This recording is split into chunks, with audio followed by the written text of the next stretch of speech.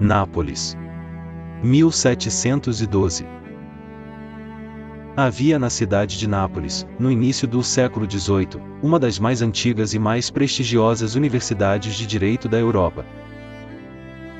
E havia, nessa universidade, um estudante que os seus professores descreviam com o vocabulário que se reserva para os fenômenos raros e extraordinário.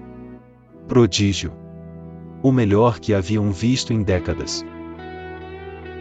Afonso Maria de Ligório tinha 16 anos quando obteve o doutoramento em Direito Civil e Canônico, e o mais jovem na história da instituição. 16 anos. A idade em que a maioria dos jovens do seu tempo estava ainda a aprender a ler e escrever com alguma fluência. Afonso dominava os dois sistemas jurídicos mais complexos da Europa com uma profundidade que os seus examinadores, homens de 60 anos com décadas de prática, reconheceram como genuína. Era filho de José de Ligório e um capitão de galé da Marinha Napolitana, nobre de segunda ordem, homem de ambições aristocráticas que via no filho prodígio a realização de tudo que ele próprio não havia conseguido atingir. A pressão que essa expectativa colocava sobre Afonso não era pequena, e mais Afonso suportava-a com a facilidade aparente dos que têm talento suficiente para corresponder às expectativas mais exigentes sem esforço visível.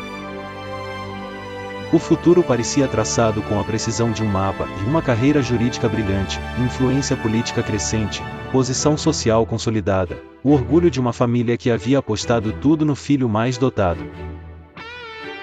E então o mapa foi rasgado.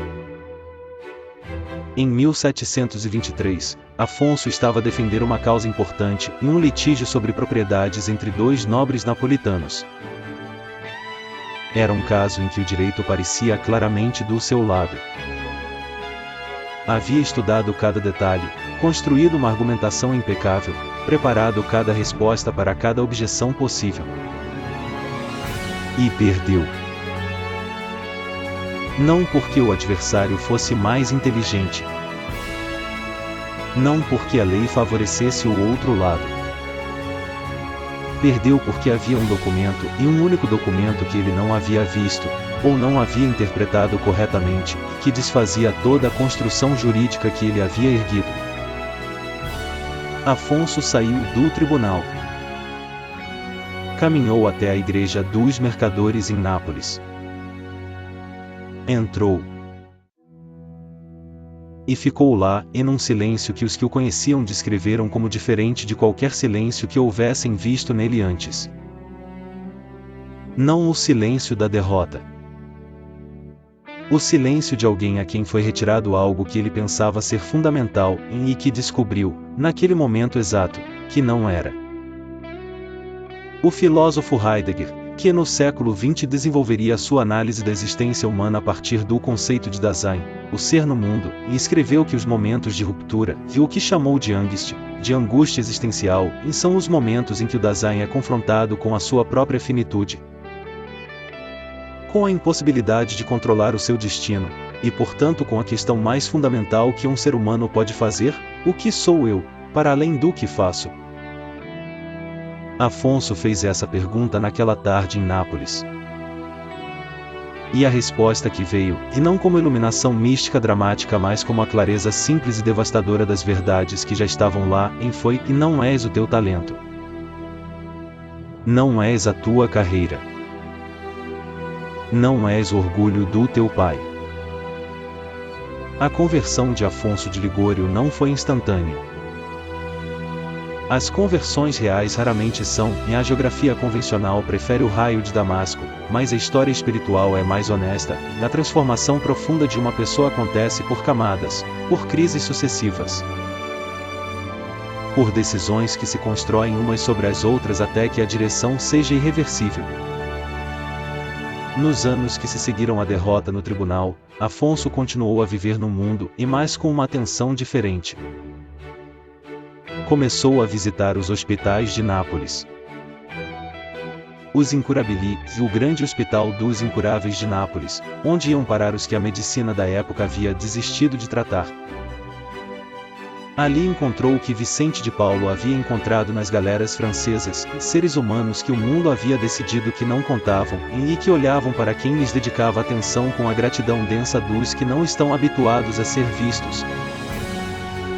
Esta experiência, em A dos Incuráveis de Nápoles, foi o segundo golpe na construção do homem anterior. O primeiro havia sido a derrota no tribunal. O segundo foi descobrir que havia um mundo completamente diferente do que havia conhecido, e um mundo de sofrimento radical, de abandono institucional, de dignidade esmagada, e que esse mundo tinha mais realidade do que os tribunais e as cortes onde havia passado a sua vida até então. Martha Nussbaum associa a dignidade ao florescimento humano.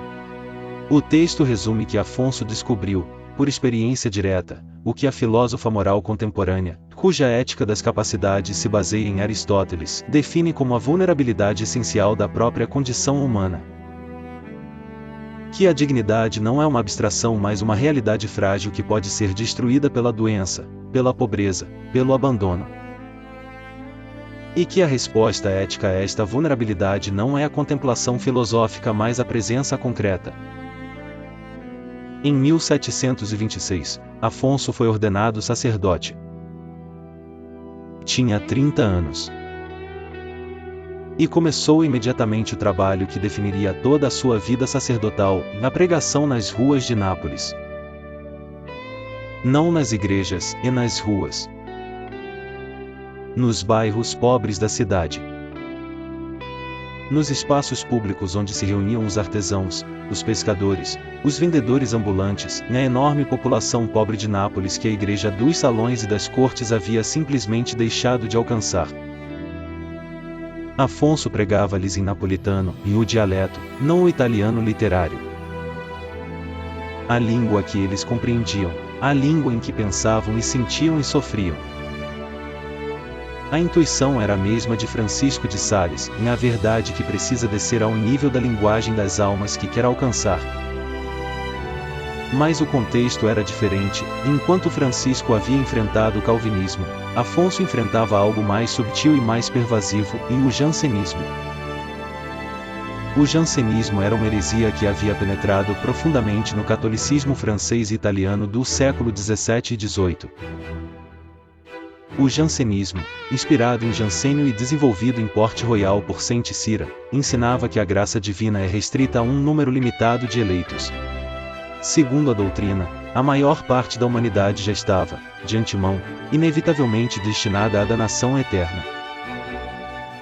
E que, portanto, a frequência aos sacramentos devia ser reservada a poucos, naqueles que haviam atingido um nível de pureza moral suficientemente elevado para se tornarem dignos de receber. O resultado prático desta teologia era devastador. As pessoas não iam à confissão. Não iam à comunhão. Tinham demasiado medo de não serem dignas. E o medo de um Deus rigorista que examina e condena, havia substituído o amor como motor da vida religiosa. Era contra este Deus que Afonso de Ligório passaria a sua vida a lutar.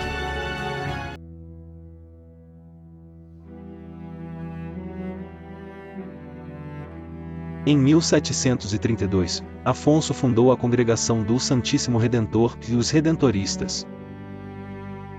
Uma congregação de padres dedicados especificamente às missões entre os mais pobres e mais abandonados, e não os pobres das cidades, que tinham acesso relativo às estruturas pastorais urbanas, mas os pobres rurais do Reino de Nápoles.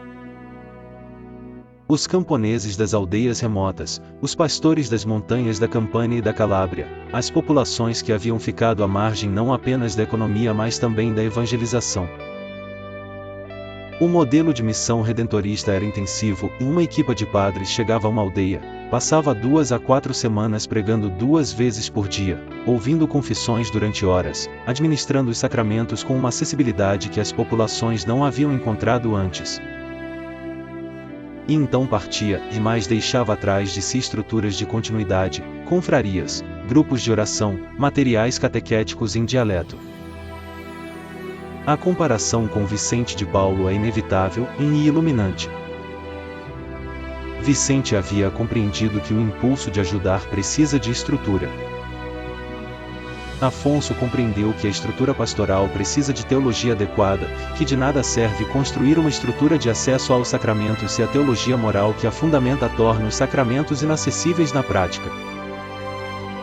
O filósofo John Rawls, criador da teoria da justiça como equidade no século XX, defende que desigualdades sociais só se justificam se beneficiarem os mais desfavorecidos. Ele veria em Afonso de Ligório um precursor intuitivo dessa lógica, porém aplicada diretamente ao domínio espiritual. Que o acesso aos sacramentos, os meios de graça que a Igreja proclama como necessários para a salvação, e não pode ser distribuído segundo um critério que favorece os moralmente privilegiados e exclui os moralmente frágeis. A grande batalha intelectual da vida de Afonso de Ligório foi a teologia moral. O jansenismo havia produzido, no campo da moral, uma tendência que os teólogos chamam de rigorismo, e a tendência a resolver as questões morais duvidosas sempre em favor da lei mais severa, do comportamento mais exigente, da norma mais restritiva. Em caso de dúvida, o rigorista diz, proibido. Em caso de incerteza, o rigorista diz, pecado. O resultado prático, novamente, era devastador. As consciências ficavam sobrecarregadas de escrúpulos, de dúvidas, de medos. As pessoas não agiam e paralisavam. Ou, no extremo oposto, revoltavam-se contra uma lei moral que sentia como instrumento de opressão e abandonavam qualquer referência normativa. Afonso desenvolveu uma via média, e o que chamou de equiprobabilismo, quando há dúvida genuína sobre a legalidade ou ilegalidade de uma ação, e os argumentos de ambos os lados são aproximadamente equivalentes, a pessoa pode seguir a opinião que favorece a liberdade. Não o laxismo, que permitia tudo com base em qualquer argumento, por mais frágil que fosse. Não o rigorismo, que proibia tudo em caso de dúvida. Uma via que respeitava simultaneamente a seriedade da lei moral e a realidade concreta da consciência humana. Kant, que contemporâneo de Afonso era e que formularia o imperativo categórico como a fundação autônoma da moralidade, sem referência à autoridade divina, teria tido com Afonso um debate fascinante sobre a natureza da lei moral. Para Kant, a autonomia da razão prática é o fundamento último da ética.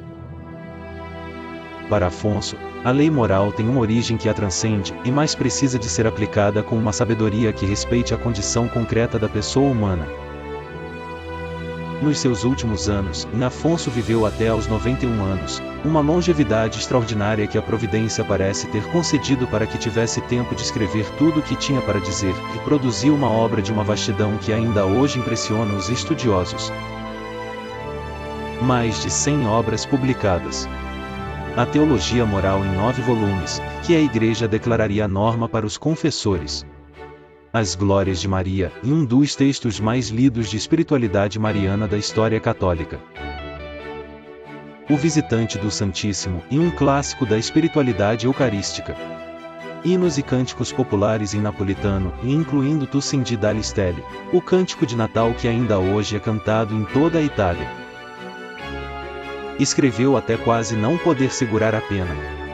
Pregou até não poder mais falar. Ouviu confissões até não poder mais sentar. A artrite severa que curvou a coluna do homem nos seus últimos anos foi o paradoxo final de sua vida. Ele, que sempre pregou que Deus é médico e não juiz, acabou dobrado pela dor, como se o próprio corpo cobrasse o preço por ter sido uma testemunha constante desse amor divino. Thomas Merton, um monge trapista americano do século XX que dedicou a sua vida a explorar a fronteira entre a contemplação cristã e as tradições espirituais do Oriente, escreveu que os grandes santos não provam a existência de Deus pelos seus argumentos mas pela qualidade da sua presença. Que há nos verdadeiros contemplativos uma densidade de ser que só pode ser explicada pela hipótese de que estão em contato com uma realidade que os transcende e que os preenche. Afonso de Ligório era essa densidade. Curvado. Doente. Com 91 anos. Ainda a escrever. Ainda a dizer que Deus é misericórdia. Morreu em 1787. Doutor da Igreja em 1871. padroeiro dos moralistas e dos confessores. O médico das almas. O advogado que perdeu o caso que importava, e descobriu que havia outro tribunal. Um tribunal onde a misericórdia tem sempre a última palavra.